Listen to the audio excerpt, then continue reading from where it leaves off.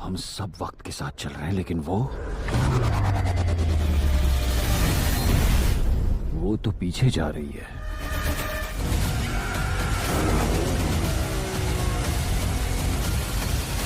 Movie के शुरुआत में हमें 2024 का समय दिखाया जाता है, जहां पर बहुत बड़ा विस्फोट हो चुका है, जिससे आग शहर में फैलती जा रही है और लोगों के चीखने चिल्लाने की आवाजें सुनाई दे रही थी। अब ये सीन यहीं कट होकर हमें 1988 का समय दिखाया जाता है, जहां हम एक म्यूजिशियन, एक शेफ और एक लेडी बस ड्राइवर को देखते हैं जो अपना डेली का काम कर रहे थे। तभी अचानक इन तीनों के मुंह से एक साथ खून निकलने लगता है, जिससे इन तीनों की मौत हो जाती है। और यहीं पर हम एक नकाबपोश लेडी को भागता हुआ देखते हैं। दूसरी तरफ हमें ऑफिसर थॉमस को दिखाया जाता है जो अपनी प्रेग्नेंट वाइफ के साथ था। तभी इसे डिपार्टमेंट से फोन आता है जो उसे जल्द से जल्द हादसे वाली जगह पर पहुंचने को कहते हैं। थॉमस तुरंत अपने पार्टनर मेडॉक्स के साथ उस घटना वाली जगह पर पहुंचता है, मगर यहाँ पर पहले से ही बहुत सारे ऑफिसर मौजूद थे, जिसमें से थॉमस का साला भी था। ये थॉमस से कहता है कि तुम्हें अपनी वाइफ को छोड़कर यहाँ नहीं आना चाहिए, इस वक्त तुम्हें उसके साथ रहना चाहिए। इन दोनों की बातचीत चल ही रही होती है, तभी थॉमस नोटिस करता है कि मरने वाली बस ड्राइवर के गले के पीछे कुछ अजीब से निशान थे।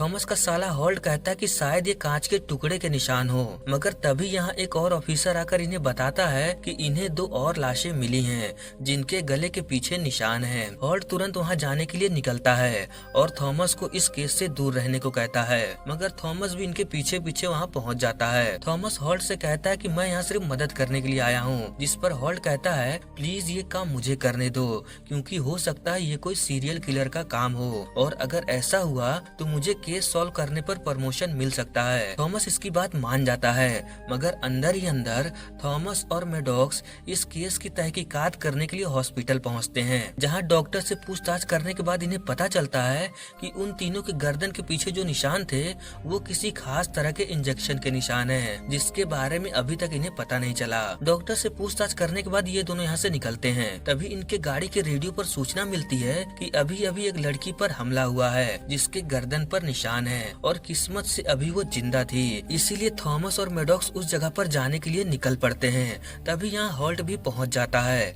ये लड़की इन लोगों को बताती है कि जिसने इसके ऊपर हमला किया वो एक ब्लैक लड़की थी और उसने नीले कलर की जैकेट और उसके हाथ पर चोट के निशान थे। ये कुछ और बता पाती, तभी इसके नाक मुंह से खून निकलने लगता है और देखते ही देखते ये भी मारी जाती है। अब इस जानकारी के मिलते ही शहर की सारी ब्लैक लड़कियों को पकड़ लिया जाता है जिसने ब्लू कलर की जैकेट पहनी थी। दूसरी तरफ हम थॉमस को देखते हैं जो शहर में घूम रहा था। तभी इत्तेफाक से इसके गाड़ी के सामने वही ब्लैक लड़की आ जाती है जिसने ब्लू कलर की जैकेट पहनी थी और उसके हाथ पर चोट के निशान भी थे। ये देखकर थॉमस समझ जाता है कि ये वही लड़की है जिसे 11 मुल्कों की पुलिस ढूंढ रही है। ये तुरंत इस लड़की को पकड़ने की कोशिश करता है। वो लड़की भागते हुए पास के रेलवे स्टेशन पर पहुंचती है।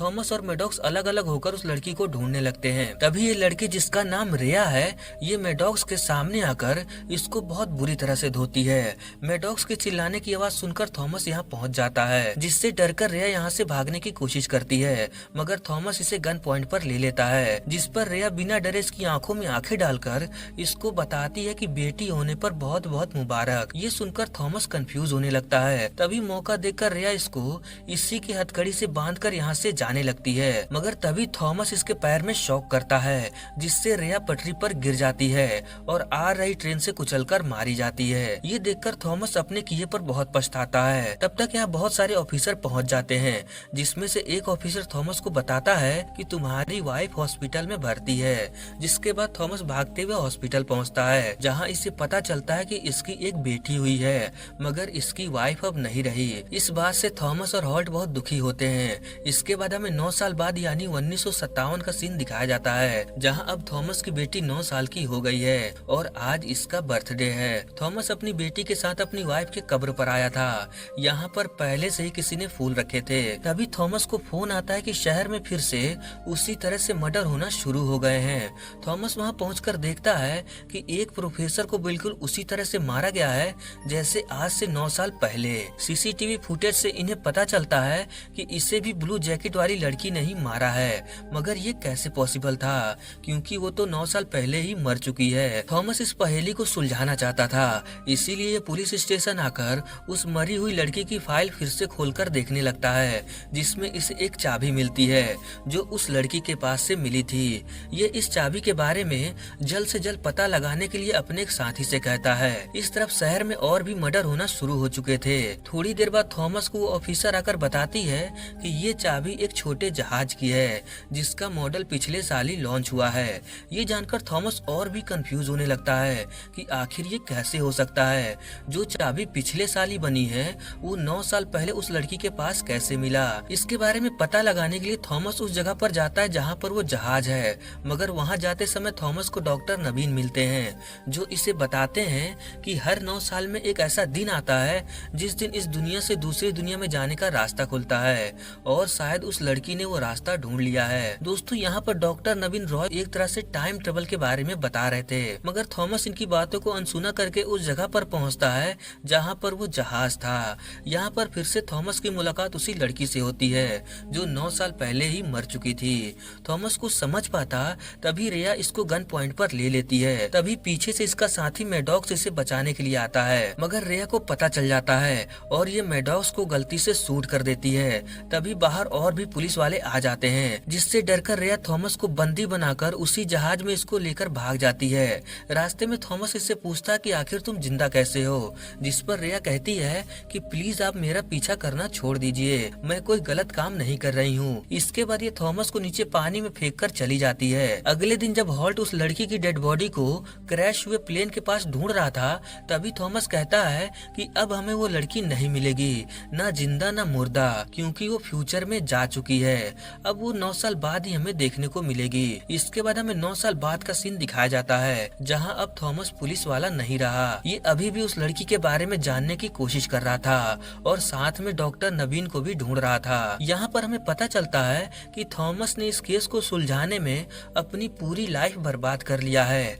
अब इसकी बेटी भी इसके साथ न रहकर हॉल्ट मामा के साथ रहती है। खैर, इतने सालों में थॉमस ने उन मरने वाले लोगों में से आपस में क्या कनेक्शन था इस बारे में पता लगा लिया था। वो किसी न किसी तरह से एक भड़काऊ संस्था से जुड़े हुए थे और आज फिर से रिया वापस आकर उन लोगों को मारने वाली थी। थॉमस अपनी जानकारी के हिसाब से उस जगह पर पहुंचता है जहां पर अगला मर्डर हो सकता था, मगर इसे यहाँ आने में देर हो जाती है। रिया पहले ही इस लड़की को मारकर यहाँ से भाग रही थी। थॉमस तुरंत इसको पकड़ने के लिए इसका पीछा करता है। बहुत देर तक इन दोनों में चोर पुलिस की रेस होती है। लास्ट में थॉमस उसका पीछा करते हुए एक गटर के पाइप में जाता है, जहाँ इसके सामने रिया एक टाइम ट्रेवल मशीन में जाकर यहाँ से मशीन सहित गायब हो जाती है। थॉमस बहुत उदास होता है, मगर ये हार नहीं मानता और ये अगले 9 सालों तक यहीं पर उसका इंतजार करता है।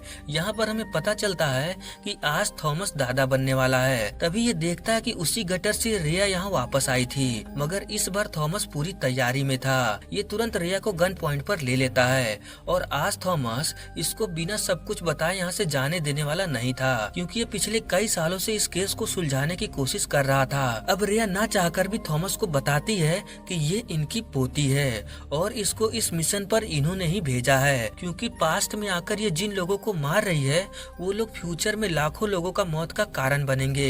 ये सारी बातें जानकर थॉमस बहुत इमोशनल हो जाता है और रिया को पास्ट में जाने से मना करता है, क्योंकि ये इसी के हाथों मारे जाने वाली थी। मगर रिया कहती है कि लाखों लोगों को बचाने में अगर मैं न रही तो कोई गम नहीं। रिया थॉमस से कहती है कि आप हॉस्पिटल जाइए और मेरी और मॉम का ख्याल रखिए। इतना कहकर रिया यहाँ से चली जाती है। इसके बाद हमें फ्यूचर का सीन दिखाया जाता है जहाँ डॉक्टर नवीन रॉय ने टाइम मशीन बना लिया था और यही रिया को पास्ट में भेजकर उन लोगों का मर्डर करवा रहा था जो आगे चलकर एक बहुत बड़ी दुर्घटना को अंजाम देने वाले थे। इस तरफ थॉमस हॉस्पिटल पहुंच जाता है जहां इसकी बेटी को एक लड़की हुई है जो आगे चलकर रिया बनेगी। अब हमें मूवी के शुरुआत का सीन दिखाया जाता है जहां पर तबाही मची हुई थी, लेकिन अब सब कुछ रिवर्स हो रहा था। इसका मतलब रिया का मिशन कामयाब रहा, जिसकी वजह से फ्यूचर में होने वाली बहुत बड़ी जंग रुक गई और इसी के साथ ये मूवी खत्म हो जाती है। दोस्तों, इस मूवी का नाम है in the shadow of the moon, जो 2019 में रिलीज हुआ था।